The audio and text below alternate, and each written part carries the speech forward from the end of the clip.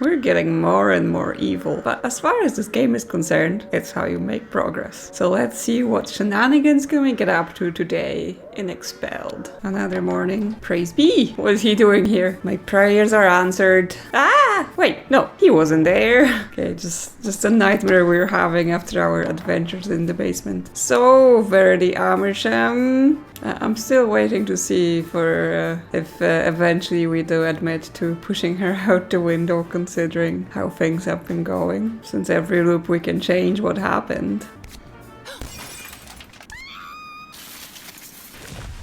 Golly. Yep, we do the same thing, which is we toss the stick out the window, which both gets rid of the evidence and knocks her out, so she can't tell we done it, and we ran for it before we get discovered.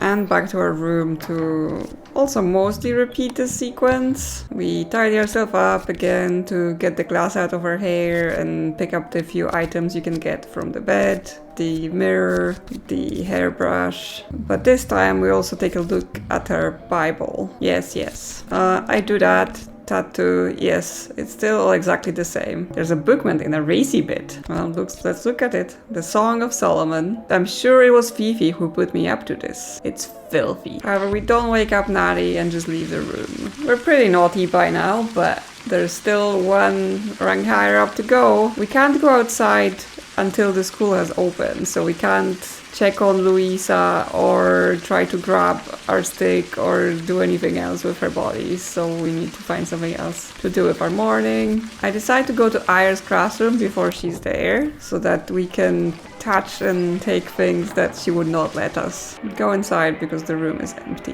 Mrs. Eyre keeps the bookshelves piled with dusty tomes that are never opened. A single pair of large compasses adorns one of the walls. It's as quiet as a tomb. There's no one here. Yes, let's look at the compasses. The arms of the compasses on the wall are each about a foot long. There's something carved on one arm. Examine. They seem to be made of goodness. Made of goodness? Gun barrels with bayonet points. That's grim. And there's something carved here too. Well, let's read it. It's Latin, I think. Digiti longi sed brevia brachia diabolo sunt. Well, more Latin for us. I'm no good at Latin. I mean, something about the devil. Let's try to take it. I wonder if... Ooh, no, I don't think I can take them down. They're solid metal and really heavy. Okay, let's go to the desk. We can try to grab the yarn. I wasn't able to use it last time, but I'm just convinced there must be a way. I'm getting out of it before the teacher comes back. In the quote, conversation's mostly the same. The only thing I choose to do is pick the meaner options when talking to Susan to grab a few more points for my evil meter. Oh, Ronnie, isn't it exciting? Do you need the bathroom? And yes, we're becoming rotten. A few more mischievous choices and who knows what you'll be capable of. Exactly. You big silly. It's the prize giving this afternoon and it's the end of term. And Fifi still wants my role in the play. In the chapel, I sit next to Fifi again and tie up her laces to knock her down, to also eliminate her from the pool of people that can accuse me of things. I go through the day and have a bunch of the same conversations with maybe slight variations, but there is no new information or actions really. I grab the note and try to talk to Susan about it to see if she can confirm if this is Louisa's handwriting on it. However, the game doesn't work like that, and you can't just pick an item to show anyone. You have to have the right dialogue with them, so that doesn't really work out. There is, however, some new dialogue with Susan. Are you alright? Oh, hello, Ronnie. I'm alright, I suppose. You seem a little sad. I never did get help with my geometry prep, and I've got Miss Ayres next instead of Jim. So I'm praying. Natty thinks Miss Ayres is a vampire. Oh gosh, really? That's even worse. I don't think she really is a vampire. Oh, only if she is, she probably bit Louisa, and that's why Louisa wanted my bloody nose. Did you say Louisa was a vampire? Of course, why else would she want my blood? Unless she's got herself a pet snake or something. Oh, that would be brilliant. Yeah, I can't click on the note to do any actions with it, so it's only possible to ask someone about something if it's just a dialogue option you have with them. You know about the library window? I'm so upset about it. I wanted to have a baby. Sorry? I was trying so hard hard to be good. You're a bit young, aren't you? Nan Jenny was 12 years old when she got hers. The window makes babies. That's how Nan Jenny got hers. Don't you listen in the chapel, Ronnie? I'm not sure how that's how that works. I guess that's how they tell the girls. I'm sure God can't find another window. I suppose so. If anyone can, he can. I have some more conversation with Susan that are repeats of the previous things, and then I leave her to her prayers and head outside. Bye then, Ronnie. I catch up with the gardener again just to go through the conversations and have him ready to assist me if needed. I also attend gym class for the first time. It does have some new dialogue, but nothing interesting happens. It does drop my naughty points down though, so I'm back to the terribly naughty rating. I tell Miss Lemon about Louisa and we repeat the sequence with going to the Sun and the matron getting Louisa there. This time I decide to ask Pipple about her curses. Quiet now, Miss Piffle. We'll have none of your curses put on this one. Curses? She thinks I'm a witch. Why does she think you're a witch? Because I go out collecting plants at night. And because she's got this new pain, she thinks it's a curse I put on her. And because, do you know? I don't really know why. But she's got hold of the idea and she won't let go of it. Be quiet now. None of you unholy gossiping young lady. Or whatever you are. See what I mean? I leave the Sun and go back to talk to Miss Lemon since I need her help with the Latin I've discovered in Miss Ayer's classroom. Hello, Verity. What does diggity longis et brevia brachia diabolo sunt mean? Let's see now. The devil has long fingers, but short arms. More or less anyway. Wherever did you see such a thing? It was carved on Mrs. Ayer's compasses, miss. Oh, yes, right. Well, I'm not sure Irene can read Latin, so that's something at least. Okay, so I can't show Miss Lemon the threatening note, but let's continue conversation about Miss Ayer first. That's not a very godly thing to have on the wall. No. I do wonder about her sometimes. She's so very, well. Do you think she's not a Christian? Oh no, I'm sure she's, of course. You couldn't really teach here and not be a Christian. That wouldn't be right. By the way, Verity, we have a rehearsal for the play tomorrow. I'd like you to stay one more night before you go home. Have you learned your lines? I'm great at learning lines. You can rely on me. Good. The library door slams open. Aha, it's Matron. Amersham, I think you need to explain to the same to Mrs. Mulligatawny in her office. Yes, I have been informed that Miss Mulligatawny's name is Miss Mulligatawny and not Mrs. Mulligatawny. Who chose this? Like, that's incredibly hard to read. Me? Whatever for? To the tower. Well, unfortunately, therefore, we missed our chance to show Miss Lemon the note. But yeah, I'm not quite sure why we're being sent to the tower now, because we've knocked out both Louisa and Fifi and didn't really leave any evidence. Miss Amersham for you, ma'am. Hardcastle fell out the window this morning, and this horrible young lady is the lunatic who did the pushing. Are you certain Amersham's guilty? Certain. I'm going back to look after Miss Louisa's now. She's badly injured from the fall. I very much hope all is well with her. So, Miss Amersham, do you have something you wish to tell me? Yeah, with me having knocked them out and have the glass out of my hair, the only possible thing remaining is that the stick eventually is found in the bushes and therefore I have to find a way to remove it. Let's continue our naughty ways. Not really. Just the usual state of affairs then. Mrs. Ayer giving too much prep, that sort of thing. Exactly. Verity, you are far too clever to pretend to be this stupid. I'm only asking Verity for the truth. But if you lie, God is my witness. I will know. Sure you will. Don't be crude, child. Did you or did you not smash the stained glass window in the library this morning? I mean, give me a moment to think. Verity? Louisa jumped out of that window. She smashed it herself. Now, why ever would Louisa's Hardcastle, the school's brightest star, choose to fall? Because she was with child. Okay, that actually takes up the objective to find out why she jumped. And she thought a nasty fall would end it. That's a disgusting fairy story. You should be ashamed. I will be straight with you, child. Between you and me, I know that Louisa Hardcastle jumped out that window. I know why she jumped. And neither of those two secrets will ever leave this room. Do you understand me? Oh, so she admits she's just using us as a scapegoat.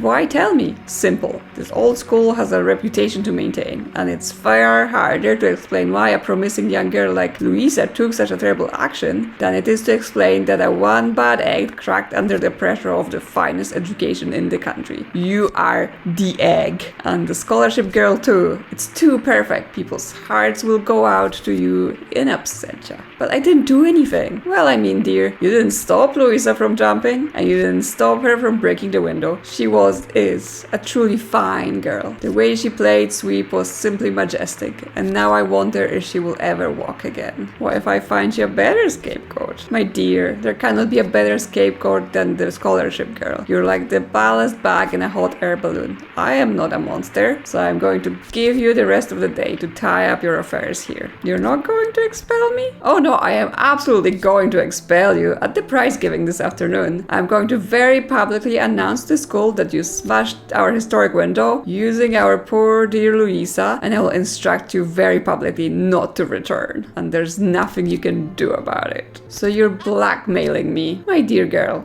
I am scapegoating you. It's very different. Now, off you go. Do not forget to pack. Wow, she's just admitting her whole plan to us now. I guess in case you didn't get it yet. I'm not sure showing her the note would do anything because, well, she is telling us if she doesn't care, she will just blame us anyway. She ushers me out the door in front of her. But we can simply stay in her office while she's not there. I show off the door open and march in. Miss Mulligatawny's study is a place of dead quiet. It is her throne room and her sanctum. I tiptoe. In one corner of the office is a stuffed owl on a perch. It shoots me an evil glare. Let's look at the owl. I go over and peer at the bird.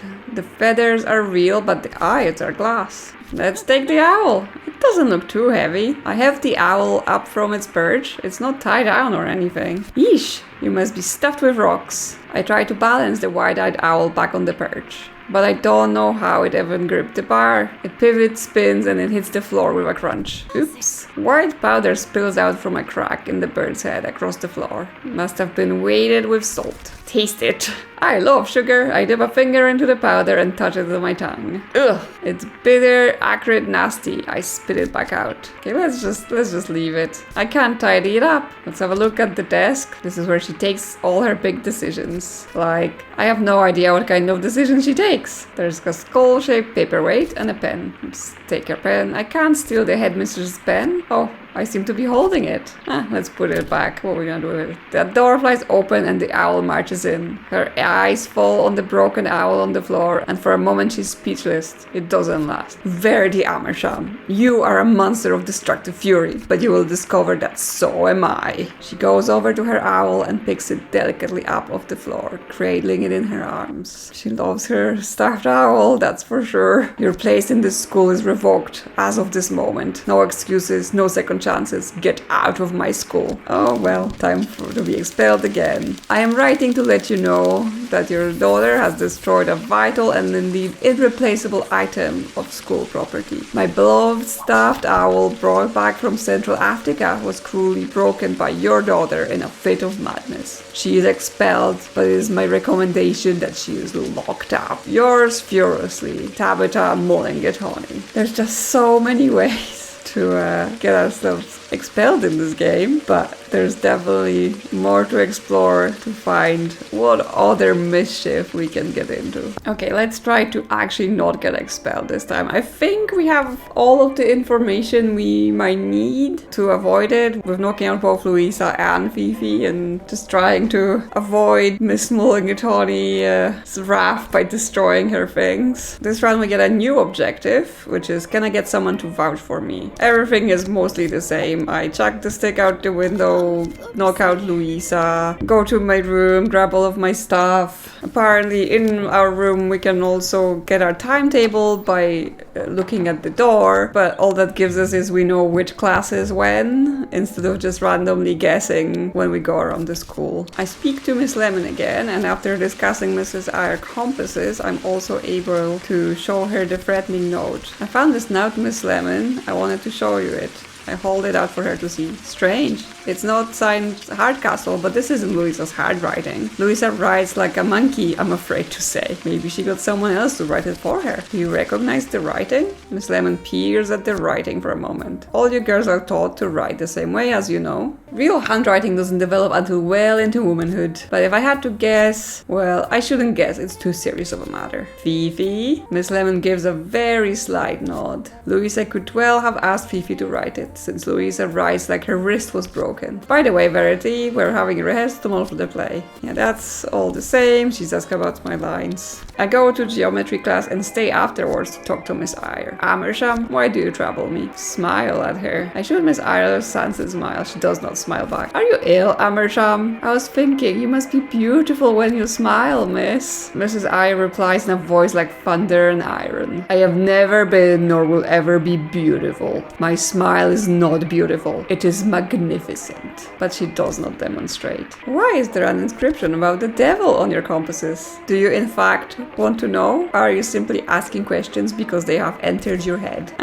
The first one? I'm interested. You are lying. How does she know I'm lying? I am actually interested. I don't know, really. Do I want to know? I neither know nor care, verily. Do not attempt to hold my attention any further. Depart post-haste. Miss, you are a Christian, aren't you? Of course I am. Worlds don't spontaneously create themselves, girl. But you're so rational. I am rational.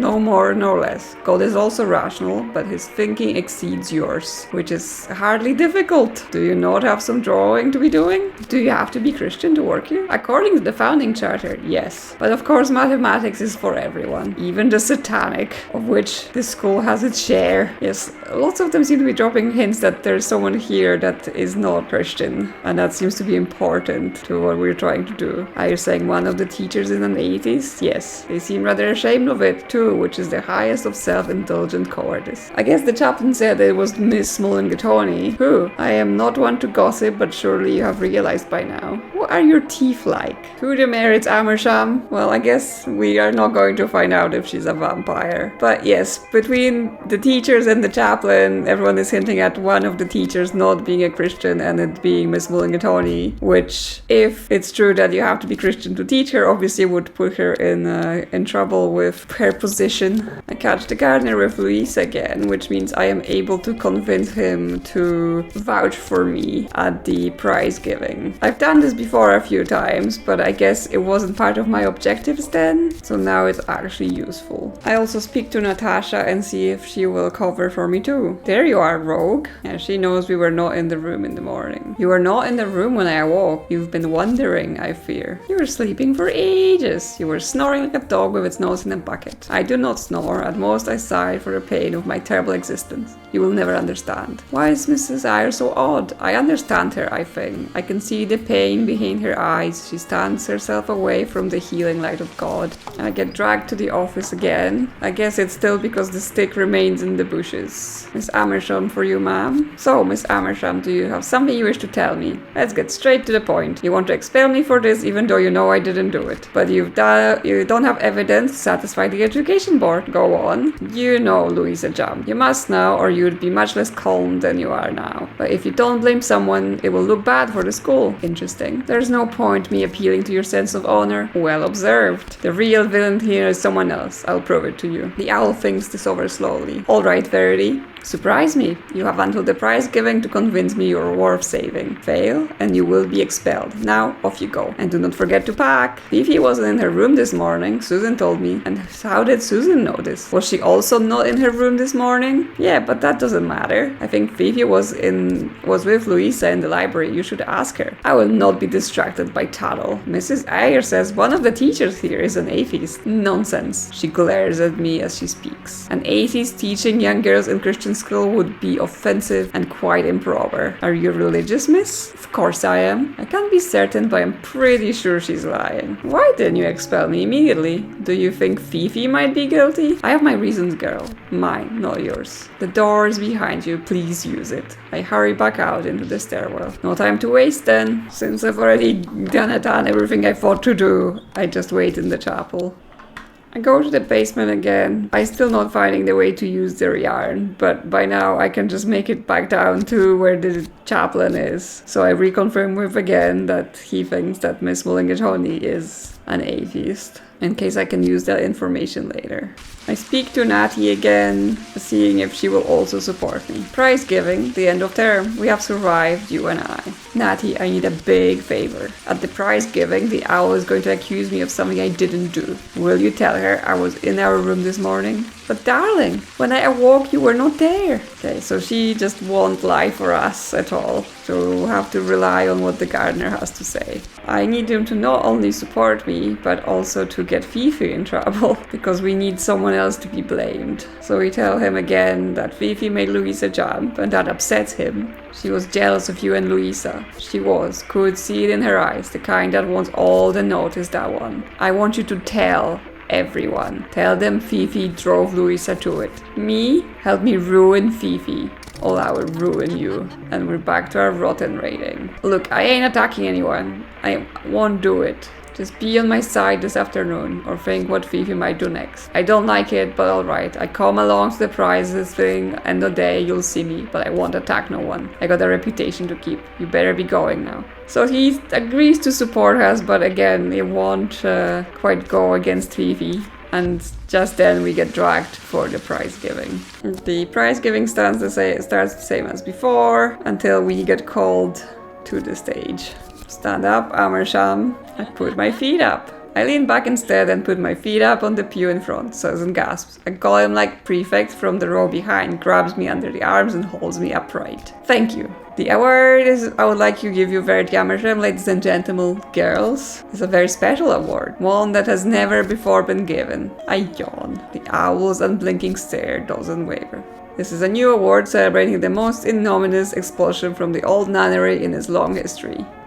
There's a gasp from the whole hall. By pushing Louisa Hardcastle out the window, Verity, you have forgotten your place among us. I didn't do it. Silence, Worm. Verity Amateur, your name will be expunged from our school, from every record, from every book, from the wall of admissions itself. It will be forbidden. No one will speak it. It will be as though you never existed. Do you have anything to say for yourself before you disappear forever? I look out across the faces of my fellows. Louisa jumped from that window. Nonsense. There are your last minutes, Verity. Shall I tell everyone why Louisa jumped? Be silent, because something was happening to Louisa. Something that would have forced her out of school in about 9 months or less. Few girls start to wail. Amersham, it's fewer. It is true. There is a sound like a swish of a curtain of hundreds heads turned to face the gardener, who is standing near the back. It's true, she was with child, but she just wanted to play hockey. So she, my Louisa, she begins very beautifully to cry. It's my fault. It seems I may have misjudged you, Amersham, despite the fact that I never misjudge anyone. As she speaks, she seems to be talking to someone at the back of the hall. Sit down and we will see what becomes of you next term. Please, miss, it was Fifi who made Louisa jump. The owl's voice is like ice. What has Miss Vaudeville got to do with this? Fifi told Louisa that jumping would fix her condition. Louisa Hardcastle was with child. I think we will move on, young lady. Fifi wrote me a threatening note. She said I was dead meat. You are hardly looking healthy right now. You have quite finished with this gross slander, Amersham. Fifi wants to take my role in the play. The whole jumping thing was just a setup to get me expelled. This is pure fancy, and I must say in a poor taste. Mulligatawny girls do not fall into a condition. For God's sake, do sit down, Verity Amersham, you're staying in the school. As for young Fifi, she is due to receive the honor of being made head girl. I know that once Delphine recovers, she will be more than happy to take this position, and use it as she sees fit to ensure that the younger members of the school do not step out of line. Yes, so we've been here before, but when we've been here before, I decided to flip her off, and then she expelled me anyway, so let's not do that this time. Now then, girls, that's the last order of the day. You may go. It's the end of term. Hooray! The room erupts into cheers, but somehow I don't feel like celebrating. Okay, I'm back to my bedroom in the evening. It's after curfew. The girls in the play have stayed on for the night to rehearse in the morning. But there's someone in my room. Scholarship. You are awake? Fifi, is that you? Who else? I know what you did, Scholarship. You may have fooled the owl, but me, you did not fool. I don't know what you mean. Her voice drops suddenly to a low whisper in my ear. It was easy to convince Louisa to smash that window, yes. My idiot friend believed every story about its mysterious powers. She knows nothing of men, of the world, but to jump, she would have never jumped. This I know. Gently, she slides a piece of paper under my pillow. This is a black dolphin, and I am now head girl. I will enforce it. You're coming with me, girls. She claps her hands. Suddenly the room is full of sixth formers wearing masks. Where are we going? To your grave. Meanwhile in the bunk below, with eye mask on, Natty snores right through. Natty, help me! Two of the masked girls grab me by the legs and pull. To the gardens and bring the shovel. This is for what you did to Louisa. Okay, so even though we didn't get expelled, we got buried in the garden. So our next end goal is to have no more rivals, which means we need to get rid of Fifi. The letter says, I'm writing to inform you that your daughter has been flagged for inappropriate and worrying behavior. Our new head girl, Delphine Vaudeville, has particularly noted patterns of unseemly behavior and malicious thought. As such, we will be enforcing various punishments upon her in an attempt to correct her before it's too late. Okay, so that sounds like we just have to get rid of Fifi because we will not be able to progress without doing so. But also, Fifi admits to telling Louisa to break the window to frame us, but she actually thinks we did push Louisa out because that was not part of their plan, or so she says. So that's an interesting part. So that further makes me think that, we are not telling the truth and we may have done something that we are not yet admitting to anyone.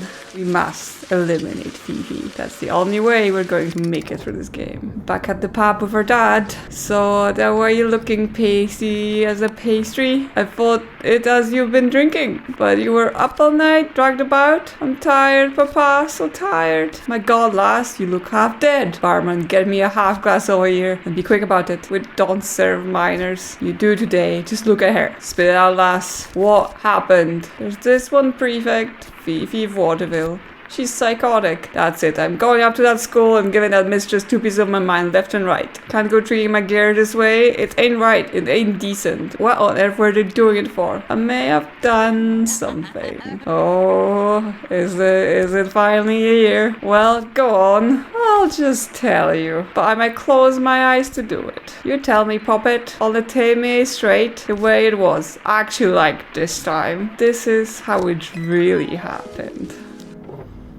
So, very Amersham, you're going to get expelled today. One last rush around. You stick, see? I hate you.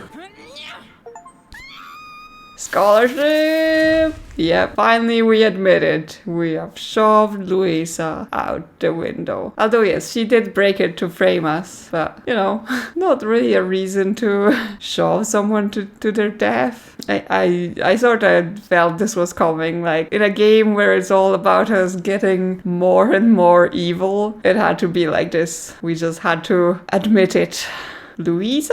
Oh my lord, that's a long way to fall. But she was trying to get me expelled. I bet Fifi made her do it. Yeah, new goal is to make Fifi look girly. Because, yeah, if Fifi's still there by the end of the day, she will just bury us in the garden or something, drag us about. And that seems to be how we lose. So we just have to eliminate her. So in my room, I actually do find a new element to the game. After grabbing all of the usual items from there, I decide to look under my pillow as well. Still there, my filth book, the book where I record every nasty little secret I overhear. It's safely under my pillow. Read through it. It's wrapped in a dust jacket from an old novel to keep it secret. Let's see now. This account begins in sadness. An unborn child lost by its mother-to-be falling down the stairs. But from that tragedy, something wonderful unfolds. So persist the reader, just as that would-be mother did. Wait, what? This isn't my filth book. This is... I flip to the title page. Death is a Door by Rosalind Walsh. Where's my notebook gone? So there is some sort of book we have with rumors? Okay, we're gonna have to find it. The day continues the same as in previous runs until we get to the chapel and I immediately get accused of shoving Louisa out the window because we never did the step for taking out my stick or throwing out my stick. Because this previously led to me immediately getting expelled and losing, I just decided to restart the day and start again. Next day we start with a new newsletter. Trouble in Paradise. Our keen rumor hounds have been sniffing the dirty laundry piles again and come up with the goods. Everyone knows that Louisa Hardcastle and Fifi Vaudeville are as close as conjoined twins. But did you know our dear Delphine has designs on the position of head girl for herself? The French are famed for their jealousy, and our Fifi is no exception. Okay, we're back to shoving Louisa out the window, and we get a new task, which is, did my 5th book get swapped with Death is a Door? What have I become? Yes, let's throw the hockey stick out the window so we don't get accused immediately.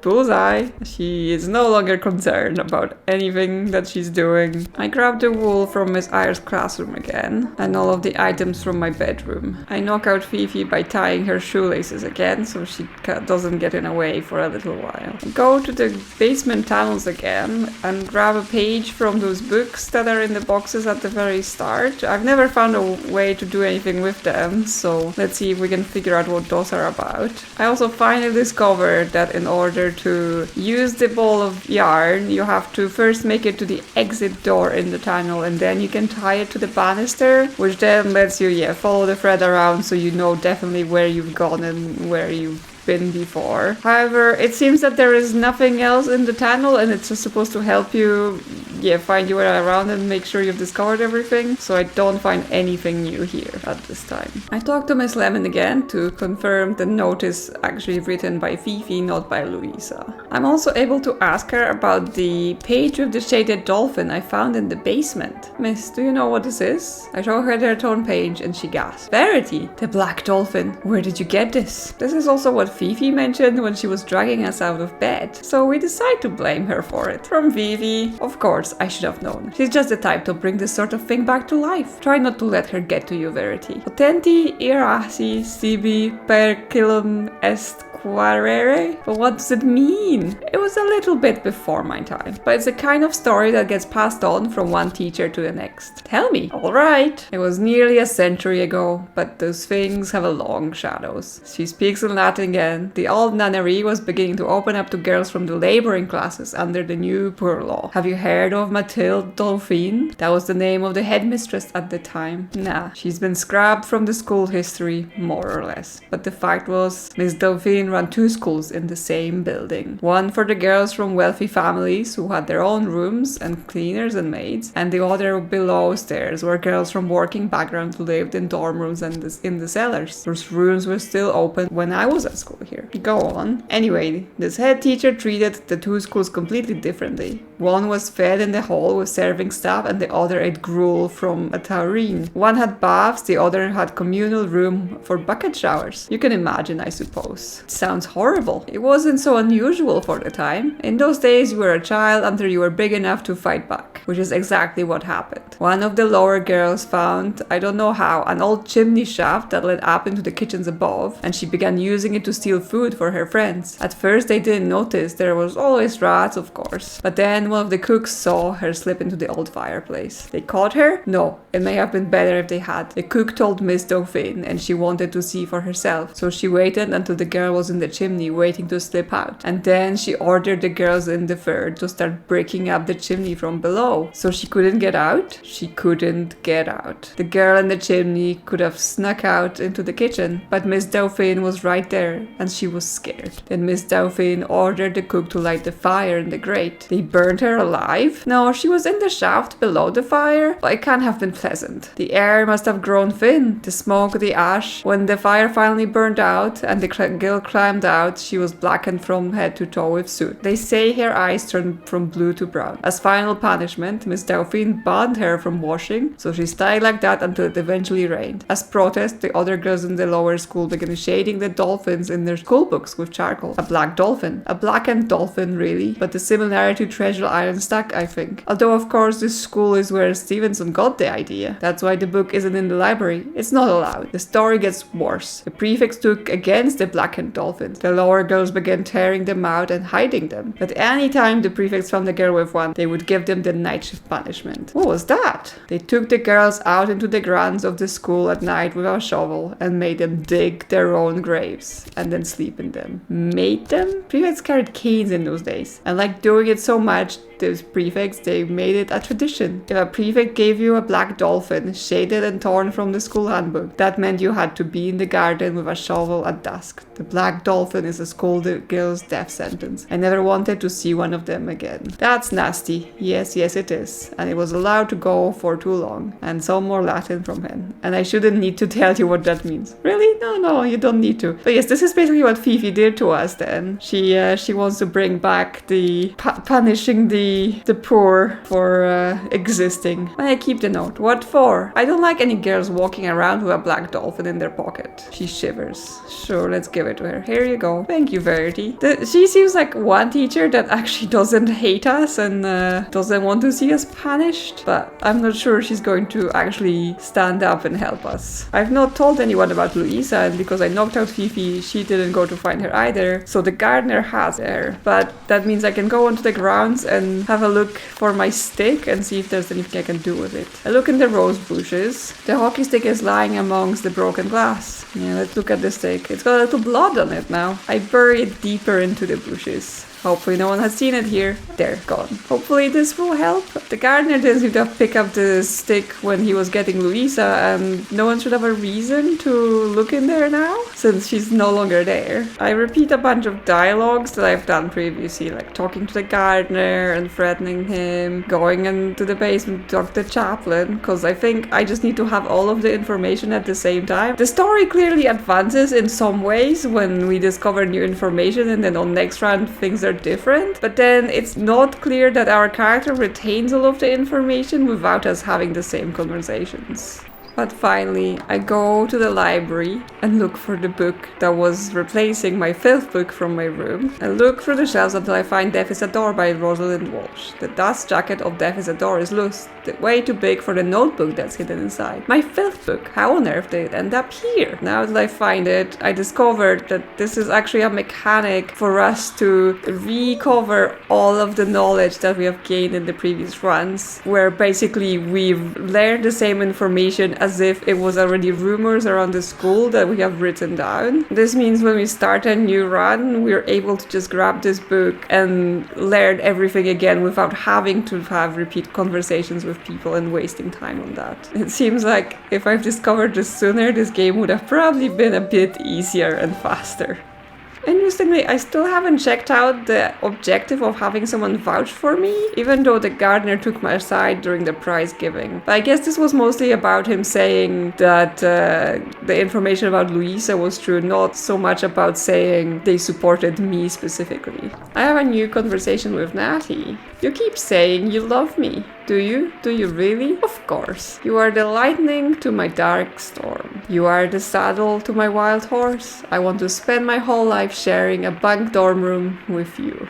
I love you too, Nat. We will be so happy together one day. I see it in my dreams. You will believe me, you know, about everything. One day. I can foresee it. You're always hinting you can see the future. Can you really? This is a great secret. But yes, some mysterious women, they have the crystal ball. I have something finer and more powerful, but otherwise the same. What is it? What have you got? Here, look deep but never tell. From her pocket she produces a glass bauble. No, it's a diamond the size of an egg. Just as soon as we take a look at it, we're being called in for prize giving. So we must follow her to the event. But I want to know, how is she carrying a giant diamond with her in the school? The things go about the same at prize giving as every time. The awards are handed out and then we get called forward to to be expelled publicly. Once again, I try to deflect the blame, telling them Louisa jumped, even though we now know it's not the truth, and try to basically blame it all on her pregnancy, which the gardener once again supports us in proving that. But as soon as we try to blame Fifi for anything, she just does not believe it, and Fifi is still named head girl, which means we're heading for the same ending as before. Yes, immediately, even without the final cutscene, we just end in being eliminated by the night shift. So we must eliminate Fifi.